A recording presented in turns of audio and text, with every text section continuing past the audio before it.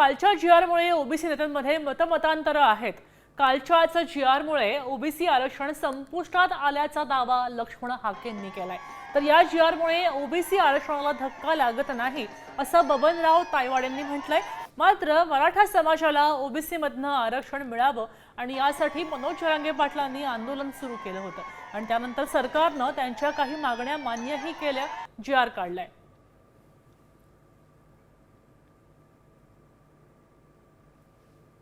म्हणजे ओबीसीचं आरक्षण जवळजवळ संपुष्टात आलेलं आहे असं या जीआर वरून मला जेवढा जीआर कळाला, मला जेवढं ज्ञान आहे त्या ज्ञानानुसार मी महाराष्ट्राला जबाबदारीने सांगतो। ओबीसी म्हणून न्यायालयात जाणं असेल, ओबीसी म्हणून रस्त्यावर उतरणं असेल, ओबीसी म्हणून ओबीसीच्या लोकांना आव्हान करणं असेल, ओबीसी म्हणून शिक्षक, नोकरदार, इंजिनियर, वकील या लोकांना आव्हान असेल।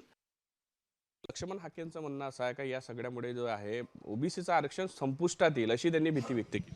आता हे बघा, जेवढे नेते तेवढे मतं असू शकतात, ते त्यांचं वैयक्तिक मत असू शकते। मी समाधानी आहे, आम्ही अभ्यासांती सांगत असतो नेहमी, मी जे बोलतो त्याच्यावरती नेहमी ठाम असतो। काय त्याच्यामुळे ते नाही, आम्ही अभ्यासांती बोलत असतो। इथे कोण दाखवावं, कोणी सरकारशी चर्चा करू। जोपर्यंत सरकार आम्हाला चर्चेला बोलवत नाही तोपर्यंत याच्यात काय उणिवा वाटते हे कायदेतज्ञांनी आमच्या लक्षात आणून दिल्यावर त्याच्यावर आम्ही सरकारशी चर्चा करू आणि नंतर आम्ही न्यायालयात जाऊ। आता isakal.com आहे देशातील नंबर 1 ची मराठी न्यूज वेबसाईट।